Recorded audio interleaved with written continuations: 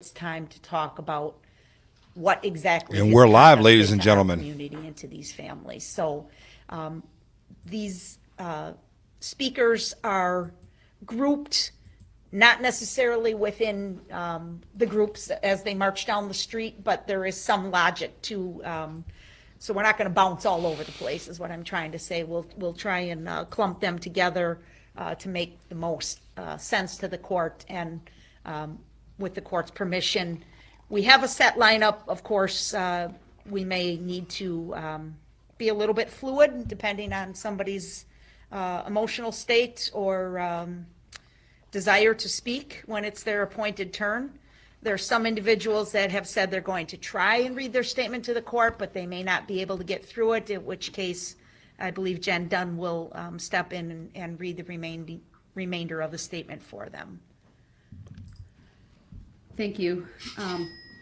Would you please confirm on the record that the state has complied with victim rights? Yes, we will confirm that, Your Honor. Thank you. And then please give the court a heads up when a juvenile is next. Yes. So that the cameras can take the appropriate steps as well. Yes, absolutely. And for the record, we did provide a list to the cameramen from Court TV or individuals from Court TV, and we're trying to assist them in that regard as well.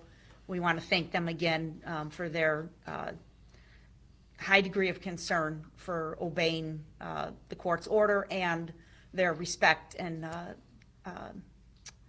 intention to strictly adhere to maintaining the privacy rights of these victims. So they've been absolutely very professional in that regard, Your Honor. Thank you. And then just lastly, because I would like to keep track, and obviously I will honor however they want to introduce themselves, but if you could also tell me which victim they relate to, if it's not self-evident. Sure. That would be great as well, and I'm going to keep a list. Okay, All right, thank you. Go ahead. All right then, I believe our first speaker would be Lori Loken. And if it pleases, is this on? How's the volume?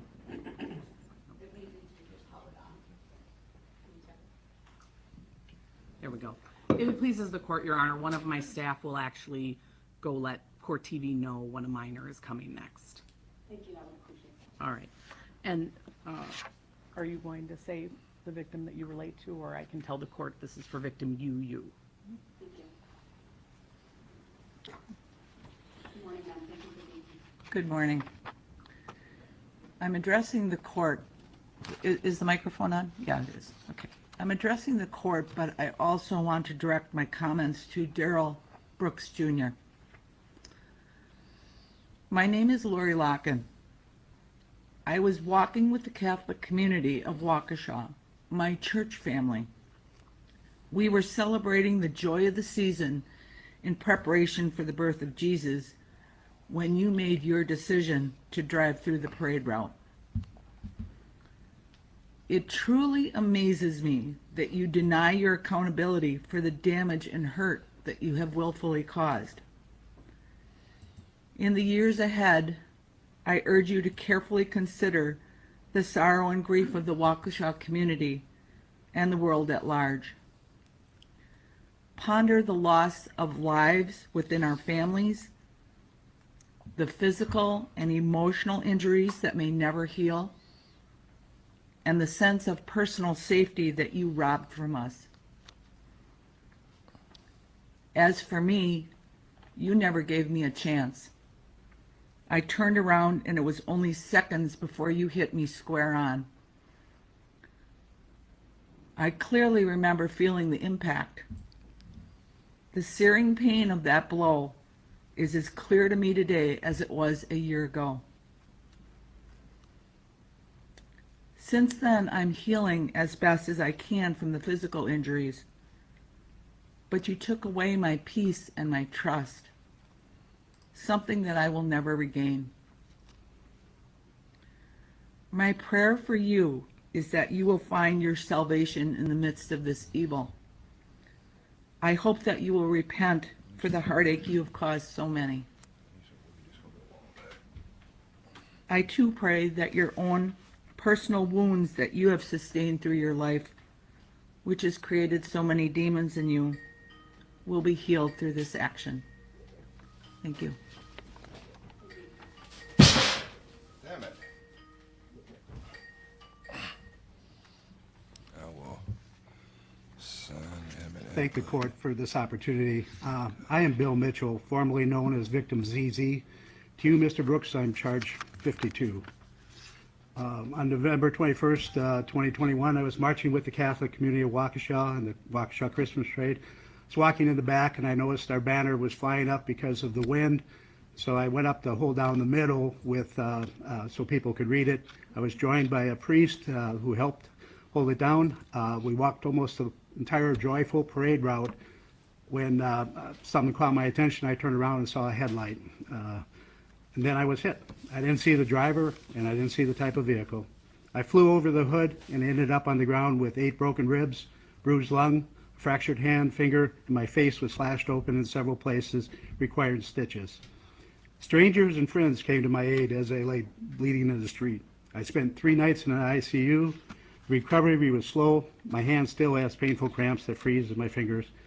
But I know I was lucky. Others had a lot worse injuries and 6 died.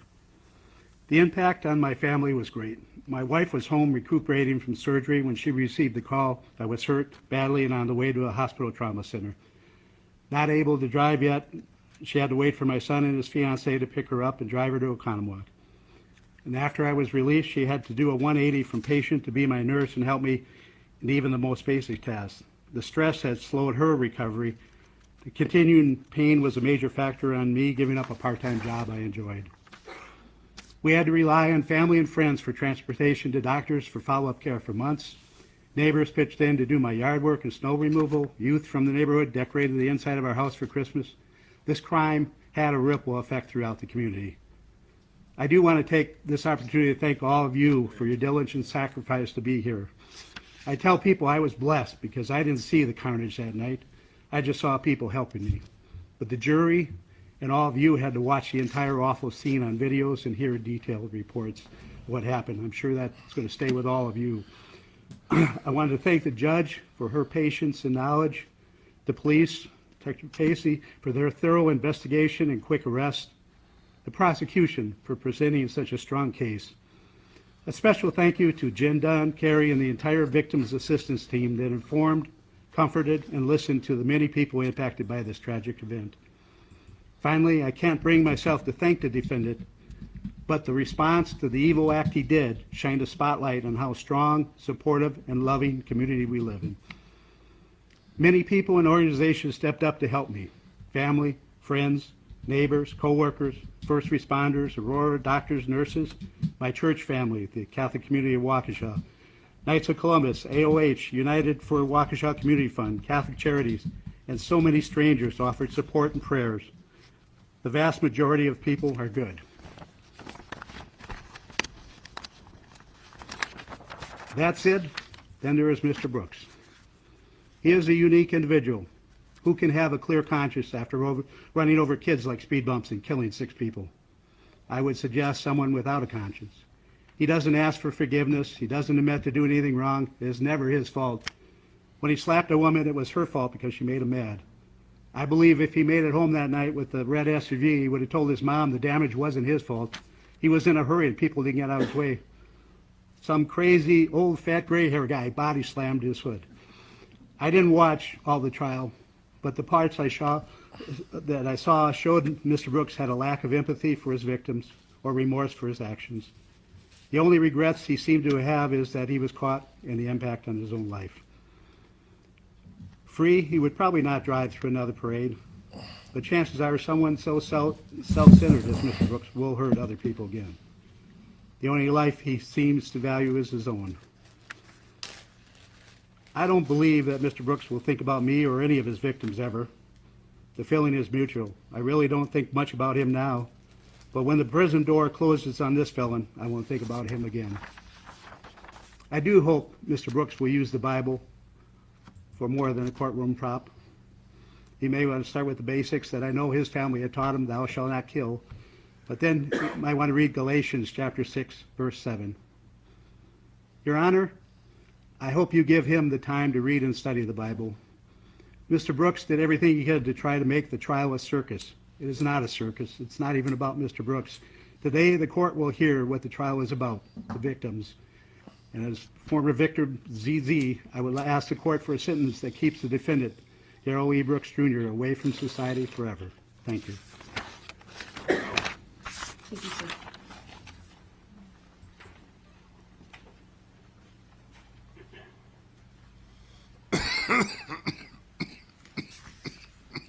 Mr. Brooks, my name is Jason Peckloff, and I'm with the Catholic Community of Waukesha. I was one of the victims you hit with the SUV you were driving on November 21st. What you did to my Catholic community and to the city of Waukesha show that you had no regard for life. What makes it more disappointing that you have shown no remorse for what you have done. While you're sitting in prison, I want you to reflect what you have done. I want you to reflect that you nearly took my life. I almost lost the chance to see my wife and kids again. I may have never had the chance to love or hug them again.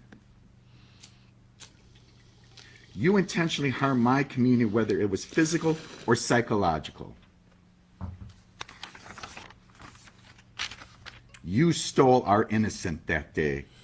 Before that tragedy you created, it was a beautiful day we all experienced and never thought an evil thing like this could ever happen at a parade. My friend, myself, and the Waukesha Catholic community were asking parishioners and their families to participate in this parade. How we doing today, Javier? Imagine the guilt we must all bear for the rest of our lives. I got a bunch of Because of your actions. I was out of work for about 6 weeks. Then I had to go back part-time because of my sustained injuries. Because of your actions, the multiple lacerations you created leaked out of the bandages and onto my bed comforter and sheets. What an awful visual to have. Because of your actions, I could have lost my foot. Thank God my nurse friend was checking on me. Because of your actions, my wife cannot get the images out of her mind of what you have done. You have forever scarred her.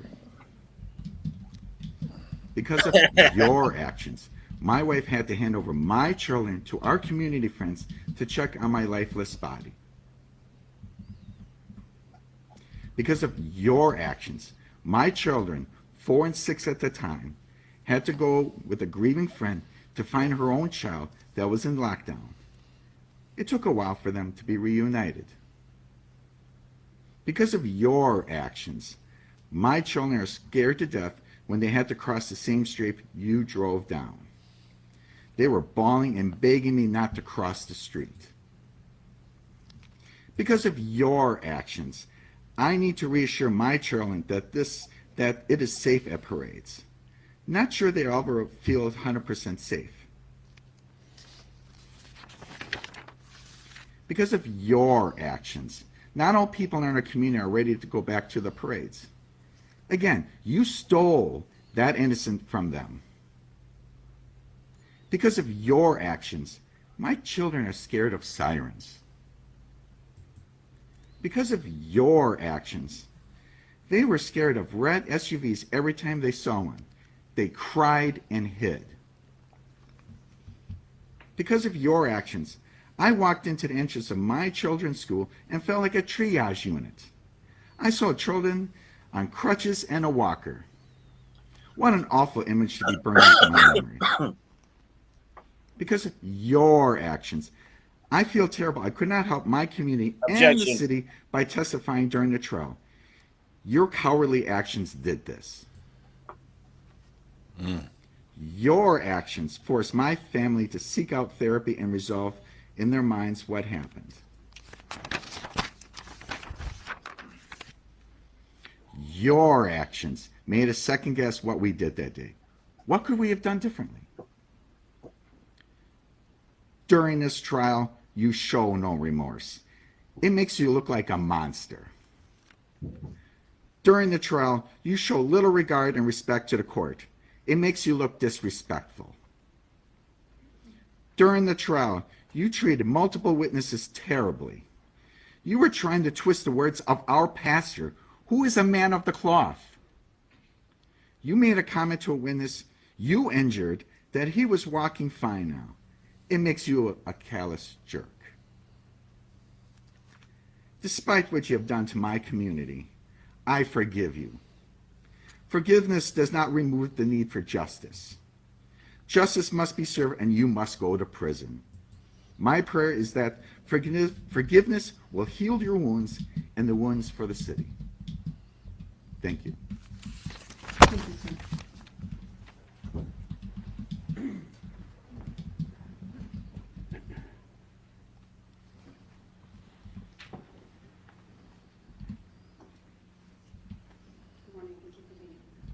Morning, Your Honor.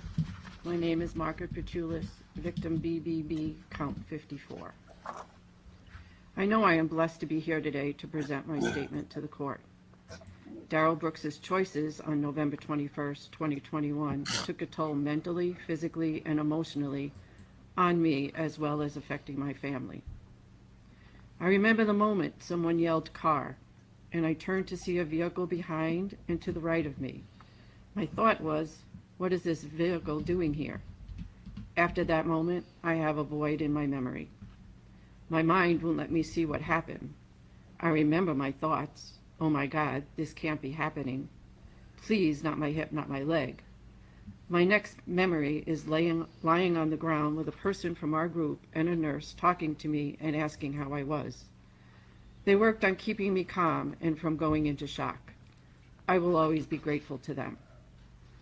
Every night I would lay awake and replay the incident to see if I could get the memory back. Months of counseling and the passage of time have helped me be somewhat okay with not knowing what happened. One of my fears is that when I least expect it, the memory will return. After being impacted by the vehicle, I was laying on the ground with severe pain to my left leg.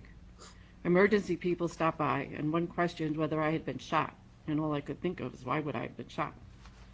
I was eventually lifted into a police SUV and taken to Waukesha Memorial Hospital. I was examined and was released after being diagnosed with a broken bone in my left foot. I was instructed to wear the boot provided by the hospital, sit in a recliner, keep my leg elevated, and not put any weight on my left foot. I was instructed to follow up with an orthopedic doctor the following week. I went home and found it very hard to get from the car into the house. I couldn't figure out how to walk without putting my left foot down on the ground. My stomach was nauseous from the pain medicine. My husband and daughter assisted me into the house and sat me in a chair. I immediately passed out, and when I came to, my husband and daughter were concerned that I had had a stroke. They called 911, and I was transferred to Aurora Trauma Center. I was examined head to toe and again released with a diagnosis of a broken bone in my left foot. We live in a tri-level, and I was able to get to the lower level where there is a bedroom, a bathroom, and a family room. For the next 6 weeks, I would sit in the recliner with my left leg elevated and ice packs applied. I also slept with a wedge that kept my leg elevated while I was sleeping. After experiencing more pain in my left leg, I was sent for an ultrasound, and the ultrasound found a hematoma on the inside of my left leg. Standing up was extremely painful even without putting pressure on my left foot. It would take me a couple of times of standing and then sitting back down on the side of the bed until I could bring myself to hop on my right leg using a walker for balance to get to the bathroom or to the recliner. My husband had to help me in and out of bed due to the extreme pain in my lower left leg. I couldn't dress or undress myself, take a shower, go to doctor's appointments, or to mass without his help. Every day he had to apply gauze wrap and an ace bandage to my left leg to cover the blisters so that as they would burst, they were covered. He then applied the boot sock and a boot. Every day for several weeks, he had to prepare all meals and bring them down on a tray to me. We were fortunate that he was working from home during this time. I had orthopedic appointments and 3 rounds of physical therapy. I am still going through physical therapy. After the bone healed in my foot, I was still experiencing pain in my ankle. The pain limited me. I had trouble walking normally, could not walk any great distance. Going up and down the stairs was best sitting on the stairs and going down that way. As time went on, I was frustrated that I could not perform the simple act of walking down the stairs. Before going to the third physical therapist, frustration set in as I thought I would always have pain and not be able to do all the things I enjoyed, such as pickleball, stand-up paddleboarding, kayaking, walking miles, and traveling. My third round of physical therapy found that the whole left side of my body was twisted from the impact of the vehicle. After 10.5 months and 3 rounds of physical therapy, I am now 95% back to normal. All the months of suffering and thinking no one would be able to figure out what was wrong, I was worried that the pain would remind me forever the choices Darrell Brooks made on November 21st, 2021. I wanted my life back. During this time of healing, I felt isolated and frustrated that the Advent and the Christmas season were happening, and I was unable to decorate, shop, or participate as I usually would during the holidays. Emotionally, since being struck by the vehicle driven by Darrell Brooks, I have felt like a victim. Every day I was reminded that I was limited by physical pain and loss of self. The world went on, but I was stuck, not able to move forward. Today, I am taking the final step forward in my journey of coming out the other side of this incident. Life is starting to look like it was before November 21st, 2021. I know I am not the same person that I was before this trauma, but now I have an enhanced appreciation for life and a stronger sense of spirituality. I am grateful to have a supportive family, supportive friends, and my Catholic community of Waukesha who have all walked this road with me. Forgiveness is a choice. I know that I can forgive you, Darrell Brooks, without forgetting the trauma you caused, without you apologizing and acknowledging your actions. This may take some time for me to accomplish, but after today, I will not let your actions take over my life. I will move on. Regarding sentencing, Your Honor, I would like to request that due to Darrell Brooks's total lack of concern for human life on November 21st, 2021, that for each count that the jury returned a guilty verdict, Darrell Brooks received the maximum sentence for each of those counts. Thank you. Thank you, ma'am. He's over there playing word puzzles.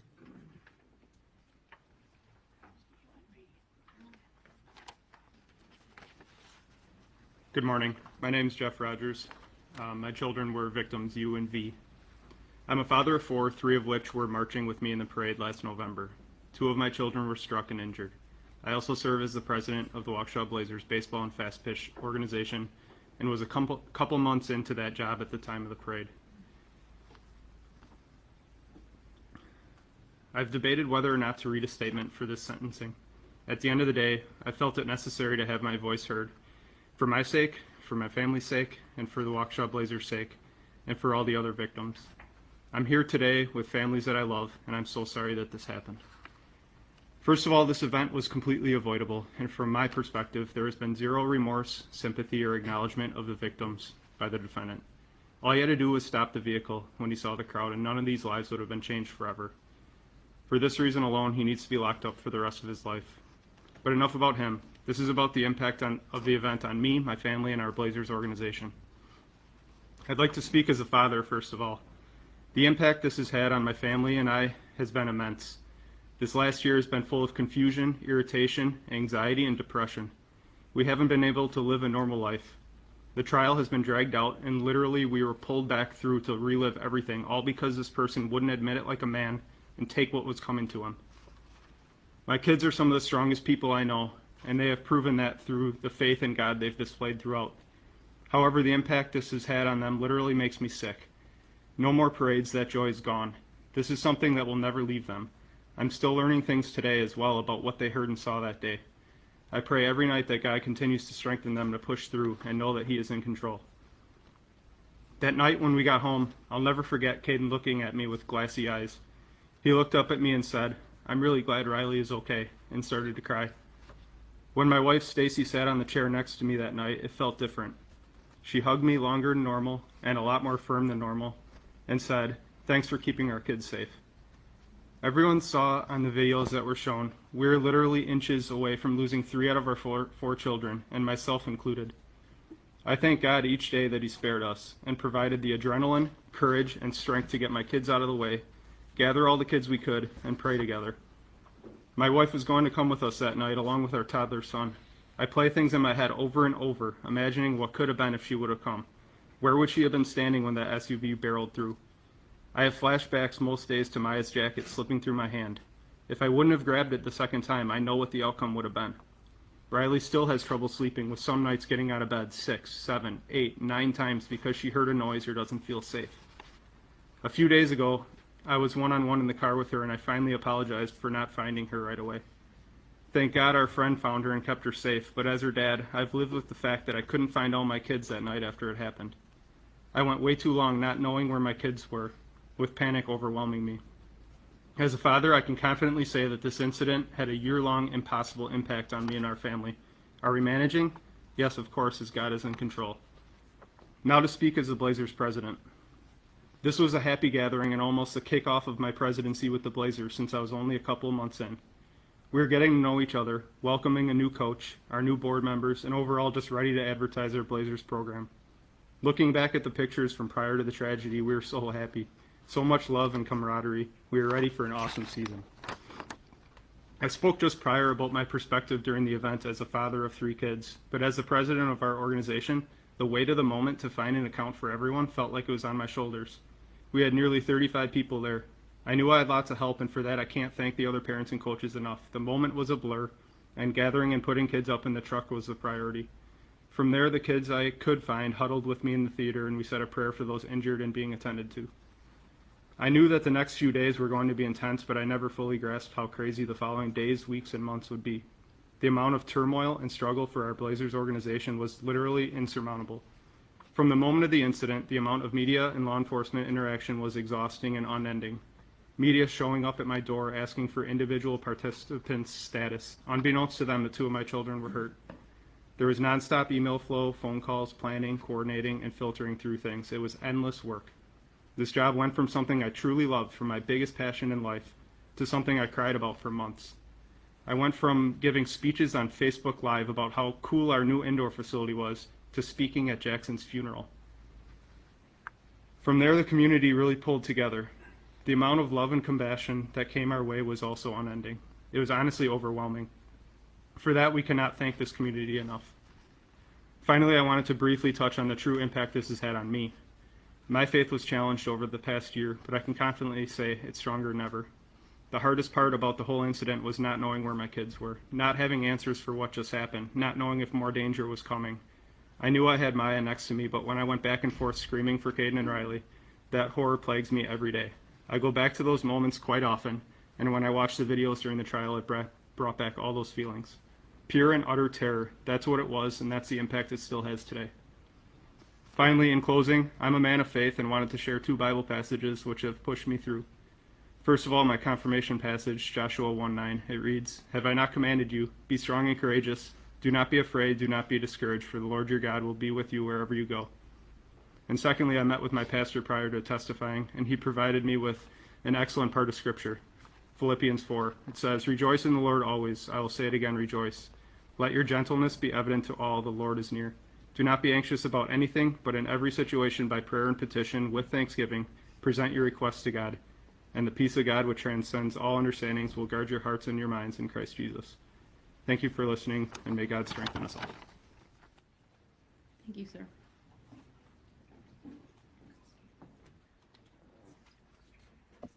He's just rolling his eyes like a dumbass.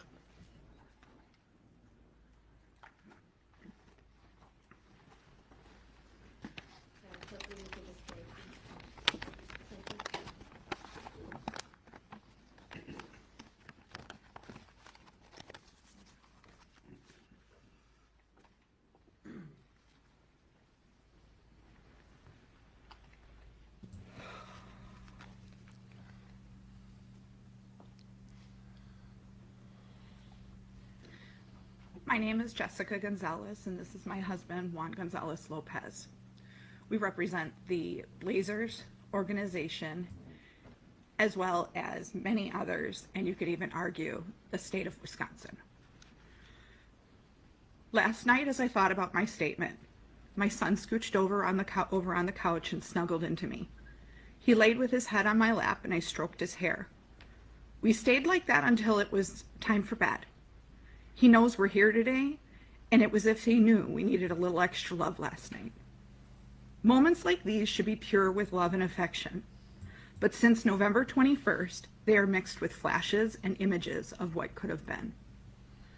Mama, I'm here. I was on the other side. This is one of the memories and words that I'll never forget and hear dozens of times a day without warning. The relief I felt hearing those words on November 21st was devastating. But I found my son, unharmed.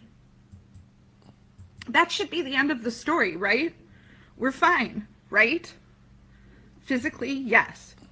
But fine is a word we use when people ask us if we're okay. But we're not. It was only a short time before we had readied for the parade, got our hot cocoa, and took pictures to snap a shot of the fun about to be had. Before the parade, I left him with his teammate and new friend Jackson at the Blazers drop-off spot and walked my daughter to her dance team location. With my mother-in-law visiting from Mexico, she was excited for her first Christmas parade.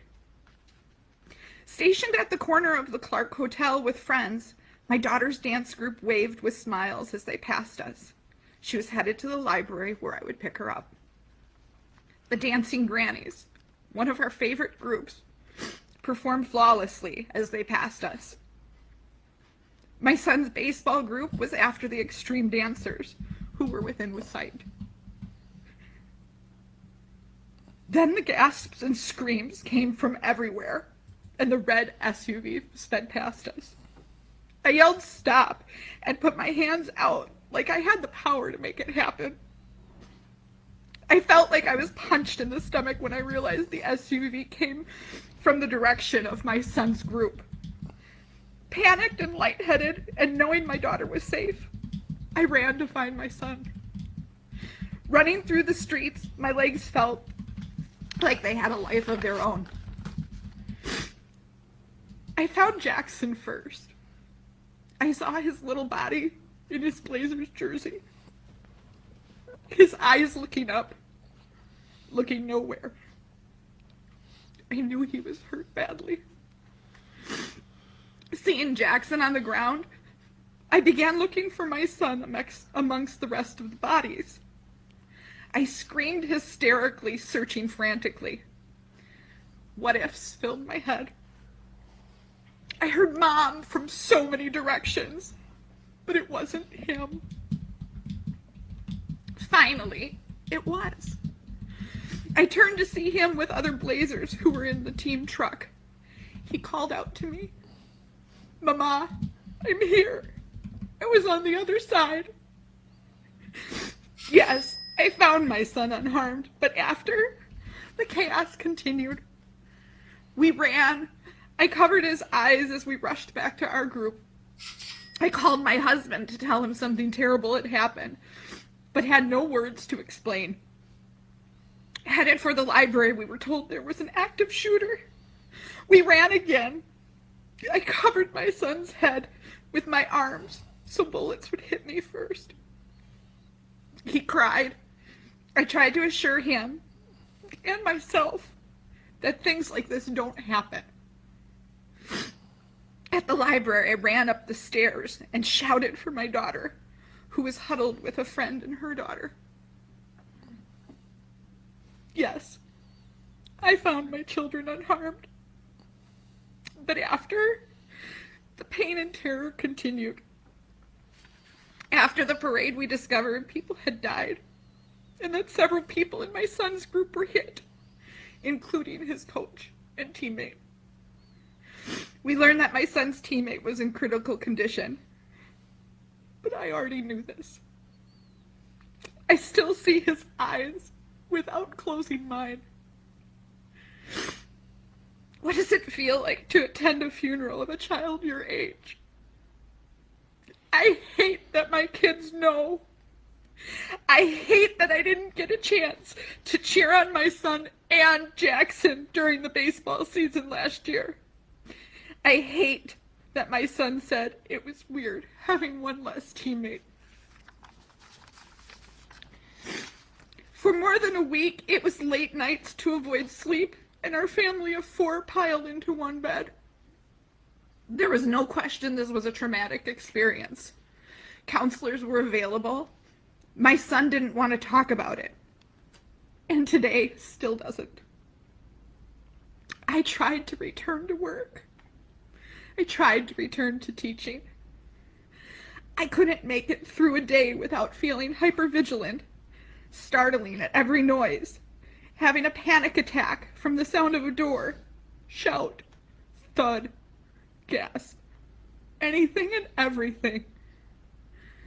After the parade, I couldn't make it through a day. My joy disappeared. I felt guilty.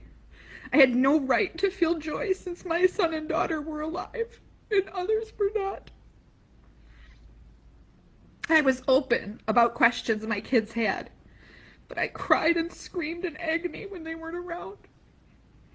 I overreacted, shouting and pulling my kids near in the parking lots and streets, or any time I saw a car come within a quarter mile away, convinced they all had ill intentions.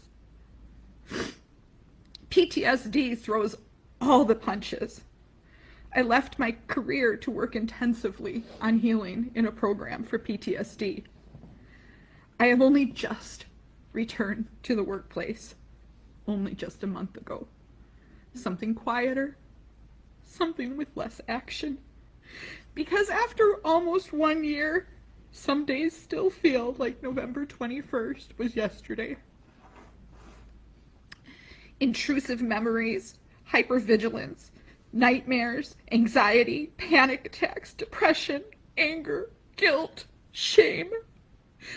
These are all things I and others live with daily because Darrell Brooks drove through our joy and turned it to terror. When he suggested he could have hit more, he was wrong. He hit everyone. The toll this event has taken on everyone, physically hurt or not, is tremendous. And it sickens me to know that there are so many others with a similar story as ours.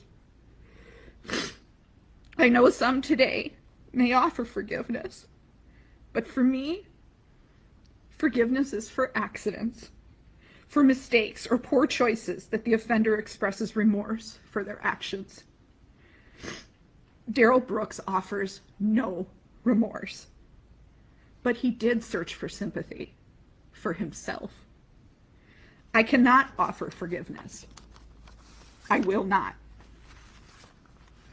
Darrell Brooks should be held accountable for every second of pain and trauma he inflicted on all of us that day, including the many years inflicted already on Miss Patterson. Free, he is and always will be a danger to society. With that, Your Honor, I ask that the full sentence is issued and he spends the rest of his days in prison without the chance of parole. Thank you. Thank you, ma'am.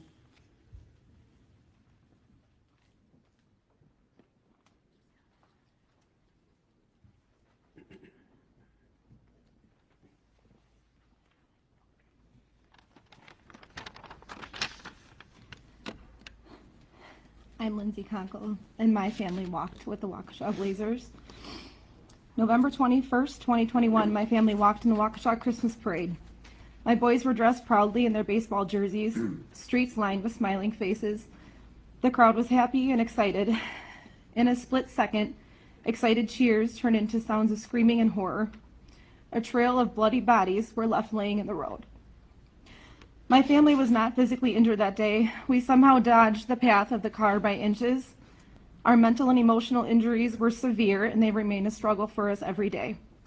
We have the image and the sound of a SUV plowing through people burned into our minds for the rest of our lives. My children were separated, and I ran through a trail of bloody bodies that were left laying in the road. I will not forget how many people I saw. Some seizing in an intersection, some unconscious, and some not. My children cried themselves to sleep for weeks after and still do. They still wake up with nightmares, as do I. They could not walk in a parking lot without clinging to me, shaking and terrified that a car would try to run them down. We suffer from major panic attacks and PTSD, all from a day that was supposed to be happy and exciting. As parents, we have to try to help cope with our children, but we do not know how to cope ourselves. My children, my family, and I, and every person that we know will never be the same after that day. There were many people that were fortunate enough to walk away unharmed. However, Jackson Sparks was not one of those people. A child, 8-year-old, walking next to his big brother with his whole life ahead of him. The next time my children wore their baseball jerseys was to a funeral. A funeral for an 8-year-old boy, their friend, their teammate, that they have spent many days playing and making memories while at their brother's baseball games. His family and friends will never see his smiling face light up a room, and his team will never be able to celebrate a win with him on the baseball field ever again. Every moment of Jackson's life that was ahead of him was ripped away by Darrell Brooks. You, Darrell Brooks, you hid in a children's playhouse and ditched your hoodie and a sandal. That playhouse happened to be my children's at the house we just moved out of a couple of months prior. That playhouse was built for them, built for my sons, and you hid there after you left their friend and teammate lifeless in a road, along with many others. You didn't just get lost in a parade route, you disregarded police and the safety of hundreds, and you disregarded life. You very selfishly ripped away the joy from the families who were there just to bring joy to others. There are many holes left in our community, but our community has grown stronger and we all have each other. You, however, will have no one. You will have no one in a cell where you belong for the rest of your life. Thank you, Judge Doro, and we ask that please he never see the light of day again. Thank you.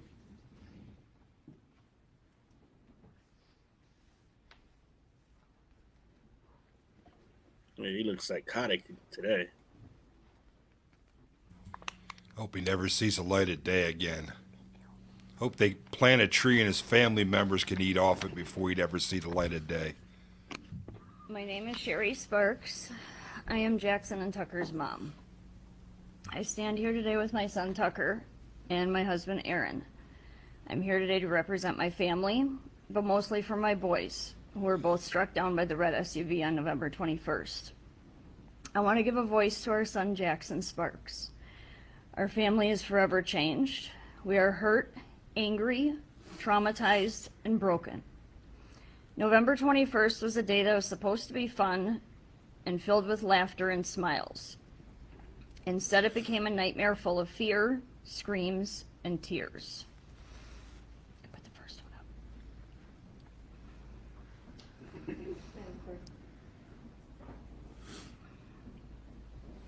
My boys were walking in the Waukesha Christmas parade with their baseball teammates, friends, and coaches. It was a chilly and windy day that day, so we all layered up and prepared to kickstart our holiday season.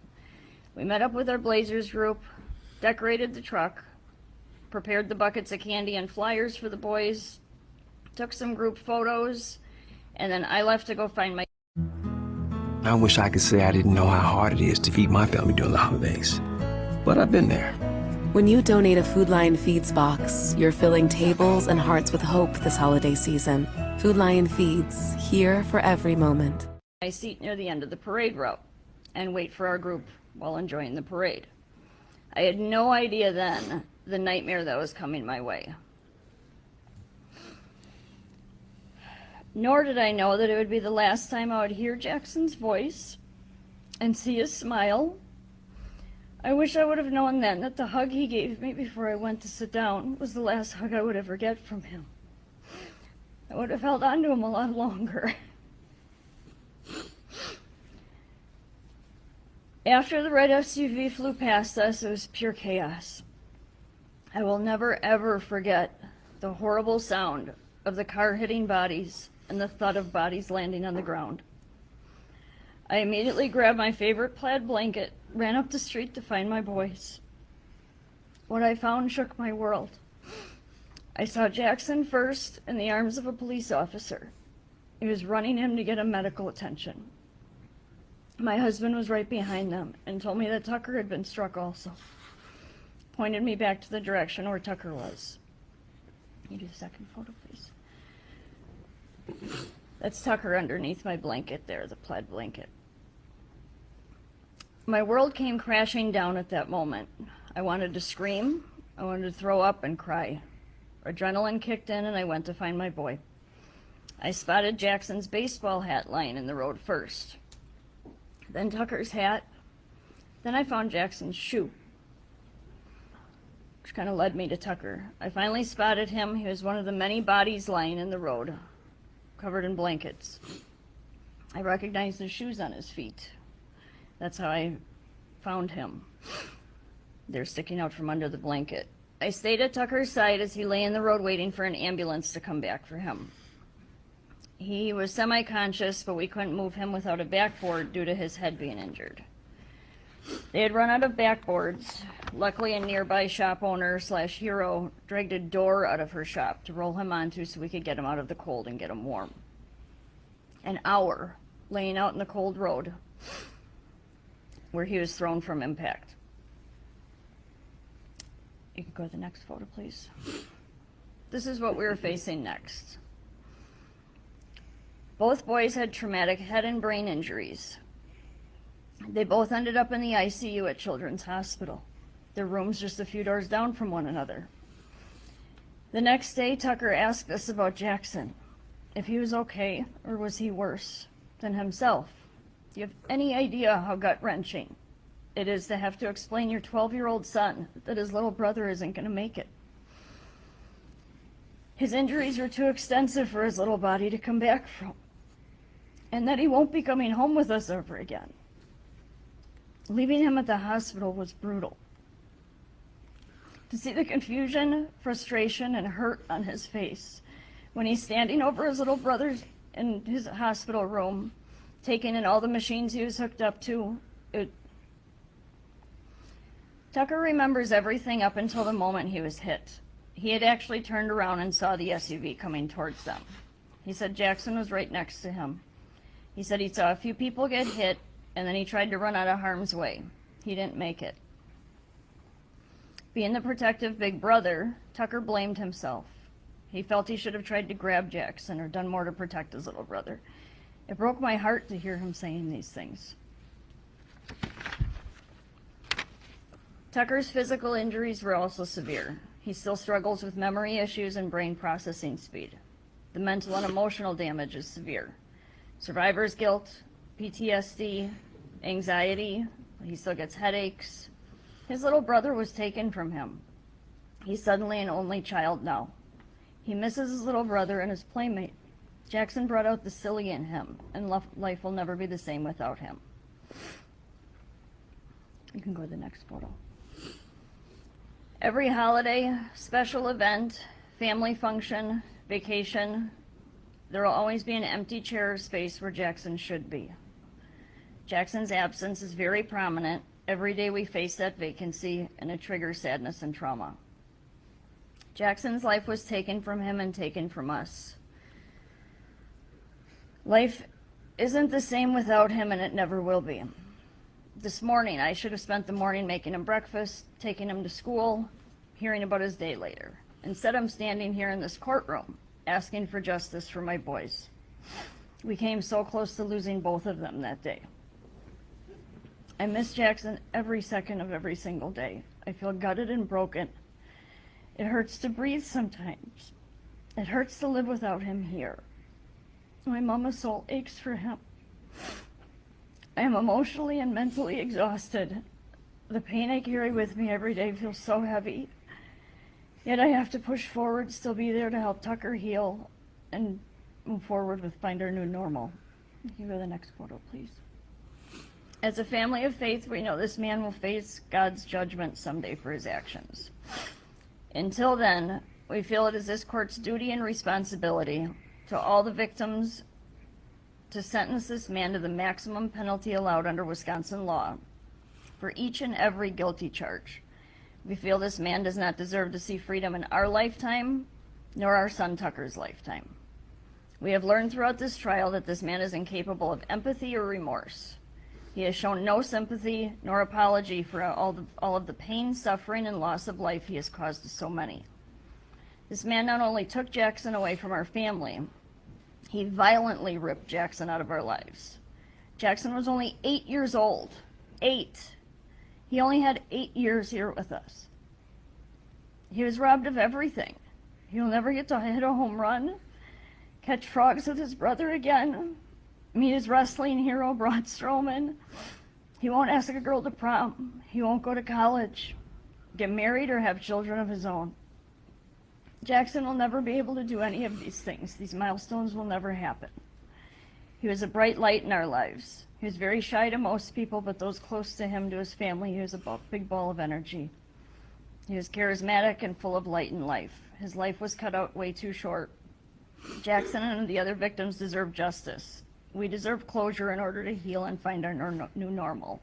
We hope to achieve that today. Thank you. And thank you, prosecution, Judge Darrell, very much. Thank you. Thank you for being here. At this time, Your Honor, we'd like to request a break and bring in the second group. Yes, the court's going to step off as well while you do that. We'll take about a 10-minute break. Thank you. Yeah, they're going into break now. Yeah, I love the way he tried to grab his chest like it's really getting to him now. Are you kidding me? Yeah, all the crazy and all the nonsense that he spoke in all that time, Javier, it's unbelievable. Jesus. Yeah, the details of these statements is crazy. It gives you all the different points of views. Right, it's getting more deep as you speak. It definitely is. Wow. Have any kids spoken yet? No, not that I've seen of. No Yeah, kids yet. kids are going to speak. This is going to get deep. It really is, ladies and gentlemen. This is going to get wild. It really is. You've not seen nothing yet. So shout out to any viewers that are watching the stream live, or if you watch this later, we appreciate you taking your time and checking out the channel. And geez, our hearts go out to the victims and the families of this. Should have never happened. They were at a Christmas parade and get run over by an idiot, a fool. Yeah. No blatant disregard whatsoever for the families. Yeah, he was rolling his eyes. Yeah. Yeah, you can't say that it was a mistake. It was no mistake. And when you hit somebody, and even if the brakes went out, running into a wall or something, do something. I mean, it was blatant. Yeah. Jeez. Yeah, you lose control of a car, you're looking for the most solid thing to hit. A post, a corner of a building. Yeah. Something, not people. Yeah. Can't say the brakes were bad on it. He'd been driving that car all over the place. There's also, of course, there's always an emergency brake on any car. Yeah, he was flooring that thing. Well, I don't know if he was flooring it, but he had some kind of gas on it. Yeah, he was definitely going at high speeds. We're taking a break there, ladies and gentlemen. In case you're seeing, we're not taking a break. The courtroom is taking a break. That's why we're putting in some commentary right now, talking about what we're seeing. This is getting really deep. They're really getting into a lot more deep in the content of what exactly happened. I mean, you're seeing victims, families, family members that were there. You heard the woman speak about seeing shoes that were in the road.